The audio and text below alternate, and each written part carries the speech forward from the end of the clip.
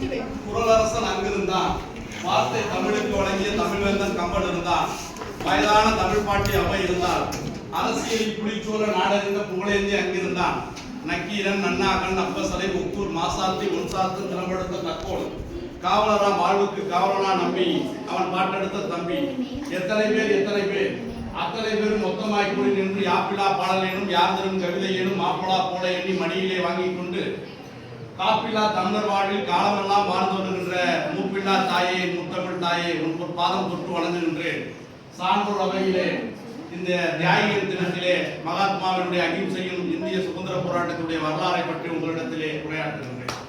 இந்த நல்ல ஒரு வாய்ப்பை வழங்கிய நேரு வேந்திரா அமைப்பிற்கும், இந்த இளைஞர் நம் கல்லூரியுடைய இளைஞர் வேலைவாய்ப்பு அமைப்பினுடைய பொறுப்பாளர் அவர்களுக்கும், நாட்டு நலப்பணி திட்டத்துடைய பொறுப்பாளர் அவர்களுக்கும் மற்றும் இந்த நிகழ்ச்சியிலே கலந்து கொண்டு இந்திய சுதந்திரத்தை பற்றி பல்வேறு கருத்துக்களை எடுத்துரைத்து சென்றிருக்கின்ற போட்டுதலுக்குரிய நம் கல்லூரியுடைய முதல்வர் ஐயா அவர்களுக்கும் மற்றும் இந்த நிகழ்ச்சியிலே கலந்து கொண்டிருந்த தமிழ்துறை பேராசிரியர் பெருமக்களுக்கும், கணிதத்துறை பேராசிரியர்களுக்கும் மற்றும் இந்த தேசத்தை சுதந்திர காற்றை சுவாசித்து நாளை பாரெங்கும் பட்டாம்பூச்சிகளாய் சிறகடித்து தேசத்தை வழிநடத்திருக்கின்ற அன்புக்குரிய பாசமிகு தம்பிகளே, தந்தைகளே, உங்கள் அனைவருக்கும் முதல் வணக்கத்தை தெரிவித்துக் கொள்கிறேன். இந்த தியாகிகள் தினமிருந்து தேச தந்தை மகாத்மா காந்தியினுடைய நினைவு தினமான இந்த ஜனவரி 30ஆம் தேதி அகிலமெங்கும் கொண்டாடப்பட்டு கொண்டிருக்கிறது. மகாத்மா காந்தியடிகள் குஜராத் மாநிலத்திலே போர்பந்தரிலே ஒரு கிராமத்திலே பிறக்கிறார்.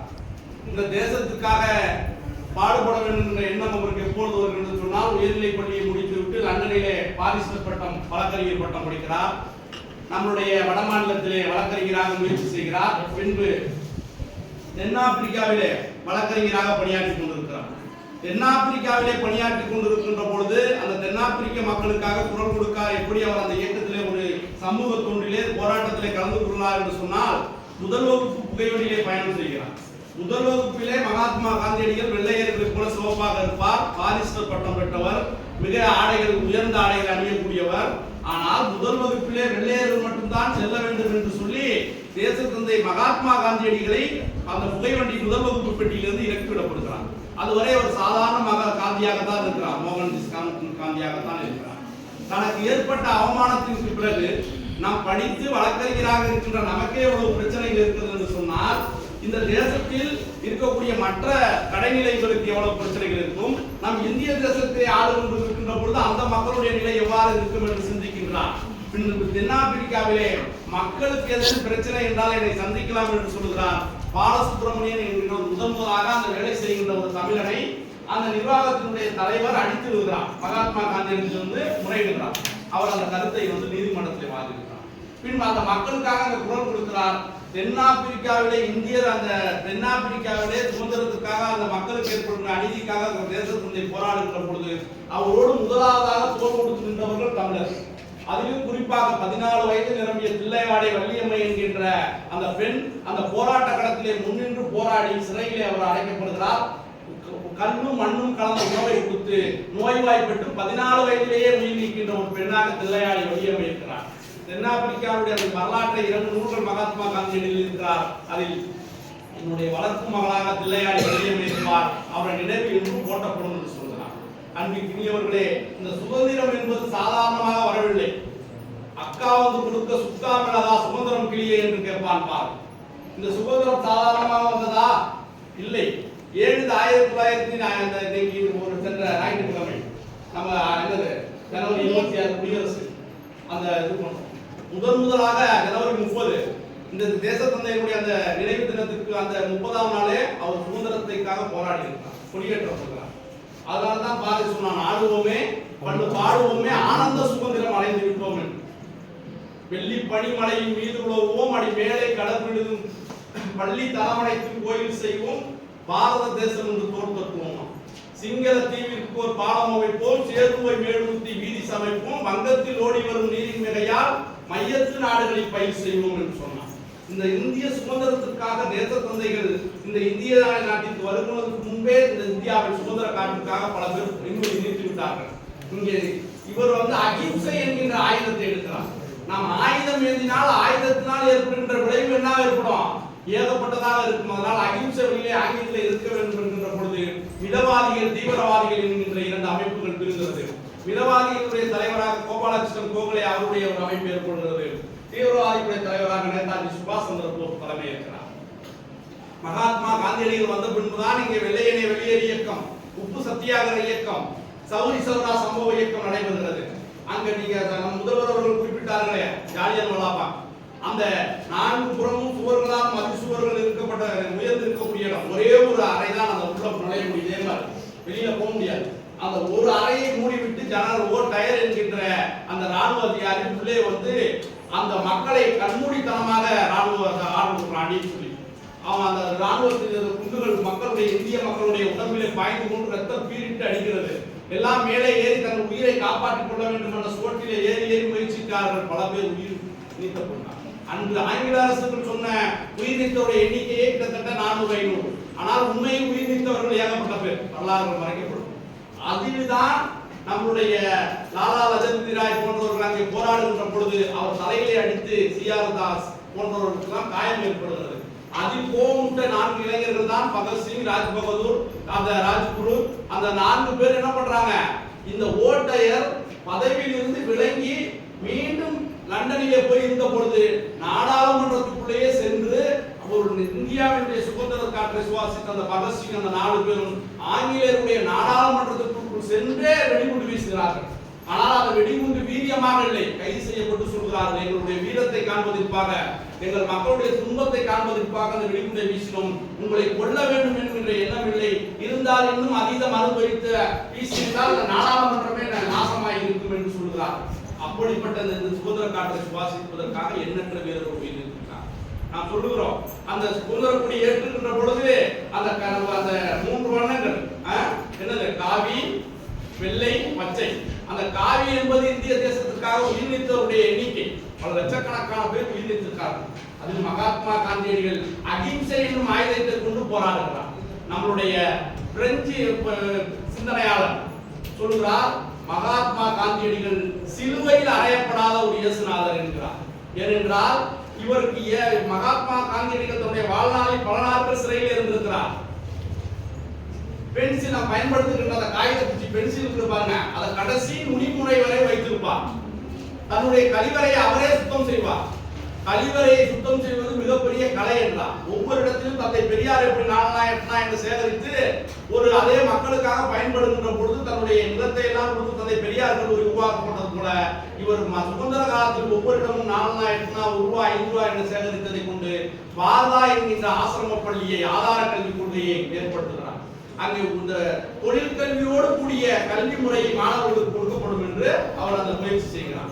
தேசத்தந்தை மகாத்மா காந்தியடிகள் இந்த தேசத்திற்காக எவ்வளவு பாடுபட்டார்கள் என்பதை ஓய்விருக்கின்ற பொழுதுகள் படிக்க, இந்த தேச ஐயா சொன்னார்கள், கொடிகாத்த குமரன், திருப்பூர் குமரன், அது போன்று எண்ணற்ற வீரர்கள், தமிழ் வீரர்கள். அது இல்லாமல் இந்தியாவுடைய வரலாறு 1857 முதல் சிப்பாய் கழகம் என்ற சுதந்திர போராட்ட காலத்திலிருந்து தொடங்கப்படுகிறது. ஆனால் உண்மையிலேயே இந்தியாவுடைய வரலாறு 1757 இருக்கக்கூடிய வேலூர் புரட்சியிலிருந்து தொடங்கப்பட வேண்டும். அதற்கு முன்பாகவே நம் தமிழ்நாட்டிலே முதலாக இன்னுயிர் நீத்தவர்கள் யாரு? பூலிதேவன். முதலாக தேசத்துக்காக உயிர் கொடுத்தவன் பூலிதேவன். மருதுபாண்டி சகோதரர்கள், வீரன் அழகுமுத்துக்கோன், வீரபாண்டிய கட்டபொம்மன், இவர்களெல்லாம் வட மாநிலங்களிலே புரட்சிகள் வெடிப்பதற்கு முன்பாக இந்தியாவில் வெள்ளையர்களுக்காக முதலாக உயிர் நீத்தவர்கள் தமிழர்கள். வரலாறுகளே மறக்கப்படுகிறது, மறக்கடிக்கப்படுகிறது. இந்திய வரலாற்றிலே மாற்றி எழுதக்கூடிய சூழ்நிலை வேண்டும். அப்ப என்ன பண்றான்? அது மட்டும் இல்லாம இந்த இந்திய சுதந்திரத்திற்காக பல்லாயிரக்கணக்கான பேர் உயிர் நீக்கிறார்கள். அப்படி இந்த இந்திய தேசத்திற்காக உயிர் நீத்த மிகப்பெரிய தேச தந்தை தான் மகாத்மா காந்தி. அவர் சிறைச்சாலையில் இருக்கின்ற பொழுது அவருக்கு செருப்பு தைக்கின்ற பணி கொடுக்கிறார். ஒரு செருப்பு தைக்கிறார். அந்த செருப்பை நான் எடுத்து போட்டு பார்த்தேன், எனக்கு கால் தூசியது, என்னுடைய பூஜை அறையில் வைத்து வழிபட்டு வருகிறேன் என்று அவருக்கு ஜெயில் சூப்பரண்டாக இருந்த ஆங்கிலேய அதிகாரிகளுடைய வரலாற்றில் எழுதியிருக்கிறார். அப்படிப்பட்ட ஒரு இந்த தேசத்தினுடைய பிதாவாக விளங்கியவர் மகாத்மா காந்தியடிகள்.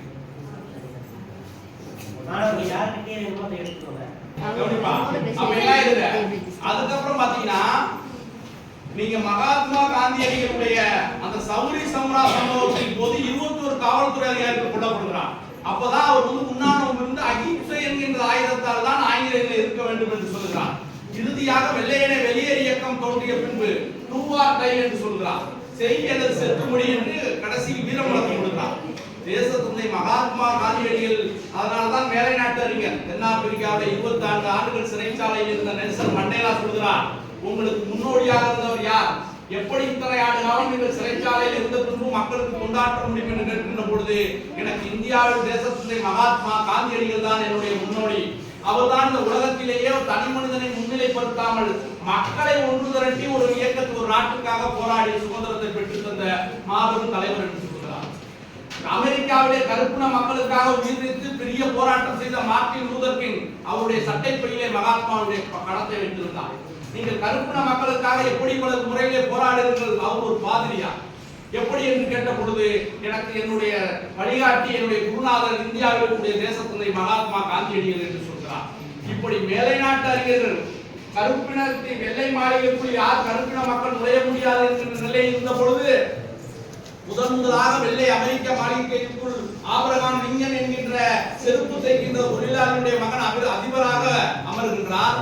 பிறகு அவர் சில ஆண்டுகளில் துப்பாக்கியால் சுட்டுக் கொல்லப்படுகிறார்.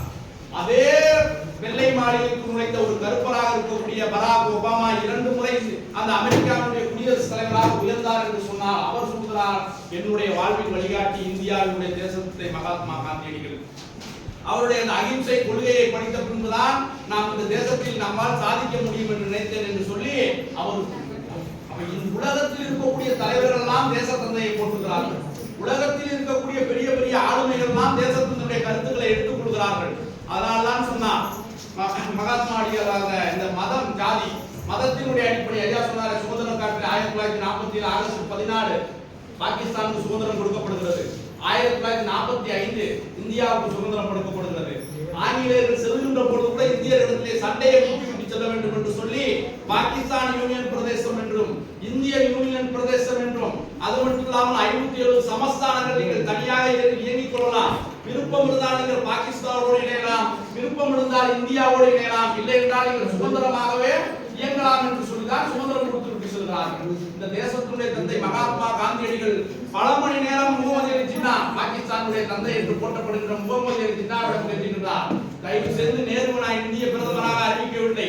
இந்தியாவிற்கு முஸ்லிம்களுக்கு பாதுகாப்பு வேண்டும் என்று நீங்கள் நினைத்தால் இந்தியாவுடைய முதல் பிரதம அமைச்சராக நான் நேருவை அறிவிக்க மாட்டேன், முகமது அலி ஜின்னாவாகிய உங்களை அறிவிக்கின்றேன். இந்தியா பாகிஸ்தான் பிரியக்கூடாது, ஒற்றுமையாக இருக்க வேண்டும் என்று பல மணி நேரம் முகமது அலி ஜின்னாவிடம் பேசியும் அவர் ஒத்துழைப்பு தரவில்லை என்று சொன்ன பொழுதுதான் இந்த இந்தியா பாகிஸ்தான் பிரிய வேண்டும் என்று சொல்லுகின்ற பொழுதுதான் இந்த சுதந்திர தினம் அல்ல துக்க நாள் என்று அறிவித்த அந்த சுதந்திர தினத்தை கொண்டாடப்படுகிறது. காந்தியடிகள் உண்மையிலுமே 1948 ஜனவரி 30 இறக்கிறார். 1947 ஜனவரி 15 முதல் சுதந்திரம் கிடைக்கிறது. அவர் அடுத்த சுதந்திர தினத்துக்கும் இல்லை, முதல் சுதந்திர தினத்தை கொண்டாடவில்லை. ஏனென்றால் அவர் விரும்பியது ஒரு மிகப்பெரிய இந்துக்களும் இஸ்லாமியர்களும் அனைத்து மக்களும் ஒருங்கிணைந்த ஒரு பாரத தேசம். இங்கே இந்தியா தனி தேசமாக ஆகிறது, பாகிஸ்தான் தனி தேசமாகிறது. இந்து முஸ்லிம் கலவரம், வட மாநிலங்களில் பல இந்துக்கள் முஸ்லிம்கள் கொல்லப்படுகிறார்கள்.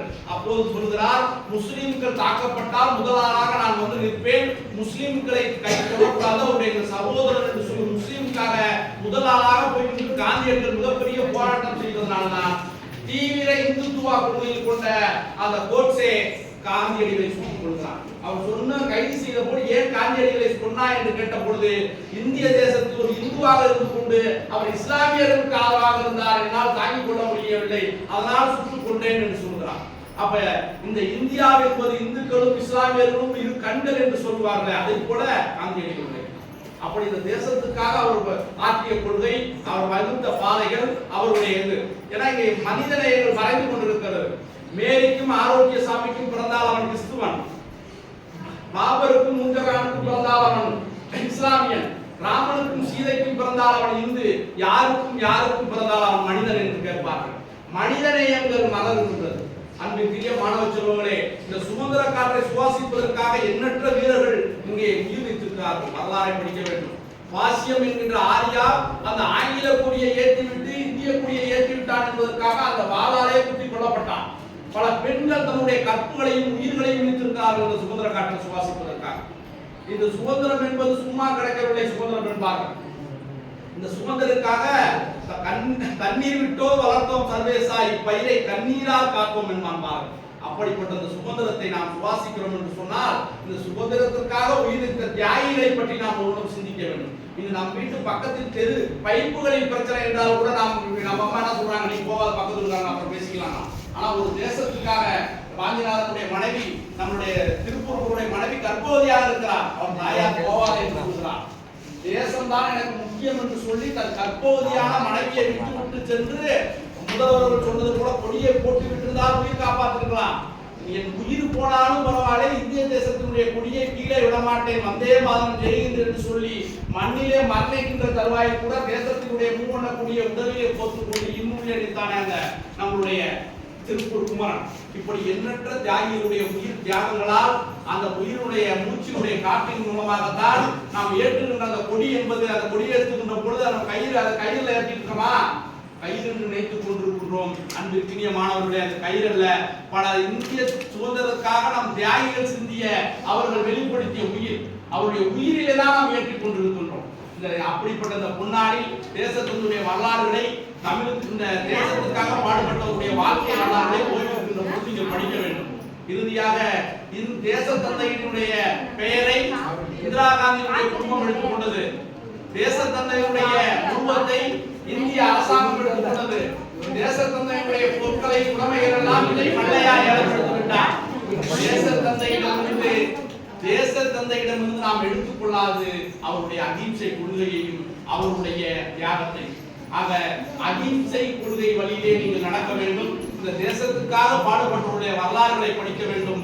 அப்போதுதான் இந்த பாரதத்திற்கெல்லாம் நாம் சமமாக அமர்ந்து சுவாச காற்றை சுவாசிப்பதற்காக எத்தனை ஆயிரம் வீரர்கள் தங்களுடைய இன்னல்களை இழந்து, எத்தனை வீரர்கள் தங்களுடைய வாழ்வியலை இழந்து, வெளிநாட்டுக்காரனுக்கு எதிராக 2 லாவா என்று அந்த கப்பல்களை வாங்கி கப்பல் விடுகிறார் கப்பலோட்டிய தமிழன். கடைசியில் வறுமையின் விளிம்பில் அவருடைய வழக்கறிஞர் பட்டம் மறைக்கப்பட்டு அவருக்காக உதவுவதற்கு யாருமே இன்றி சென்னையிலே மண்ணெண்ணை கேளையை தூக்கி கொண்டு தெரு தெருவாக மண்ணெண்ணை விட்டார்.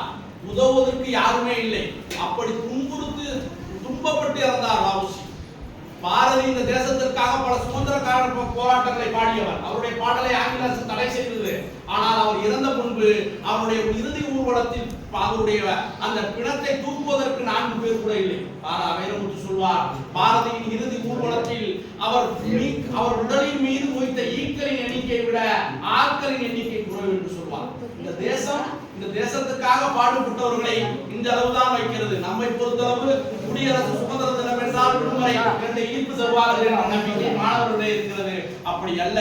இந்த தேசத்துக்காக உயிர் நீத்தவர்கள் ஒவ்வொருவரும் பல லட்சங்களை, கோடிகளை, வாழ்வியலை, குடும்பங்களை இழந்து, இன்னும் சொல்லப்போனால் மகாத்மாவுடைய காந்தியுடைய அந்த சத்திய சோதனை வாய்ப்பு கிடைக்கப்படிகள் அவருடைய 4 குழந்தைகளும் வாழ்விலே பெரிய நிலைக்கு வரவில்லை. வாழ்விலே பல கீழ்நிலைக்கு சென்று விட்டார்கள். காரணம், அவர் குடும்பத்தை கவனிக்காமல் இந்த தேசம் என்று அடைந்ததனால் அவருடைய குடும்பங்கள் கூட சிதைவுற்று இருக்கின்ற அவல நிலை இருக்கிறது. அன்பிற்கினிய மாணவ செல்வங்களே, சுதந்திர காற்றை சுவாசிக்கின்ற நாம் இந்த தேசத்தை போற்றுவோம். நாம் எல்லாம் தீண்டாமை என்கிற சொன்னார்கள். தீண்டாமை என்பது பெருங்குற்றம், தீண்டாமை ஒரு மனித தன்மையற்ற செயல், தீண்டாமை ஒரு பாவ செயல் என்று சொல்லி நாம் அனைவரும் ஒன்றுதான். வெள்ளை நிறத்தில் ஒரு பூனை எங்கள் வீட்டில் வர்றது கண்டீர், பிள்ளைகள் பெற்றதா பூனை பேருக்கு ஒரு நிறமா, பாம்பு நிறம் ஒரு குட்டி, வெள்ளை பாலின் நிறம் ஒரு குட்டி, சாந்தி நிறம் ஒரு குட்டி, வெள்ளை சாம்பல் நிறம் ஒரு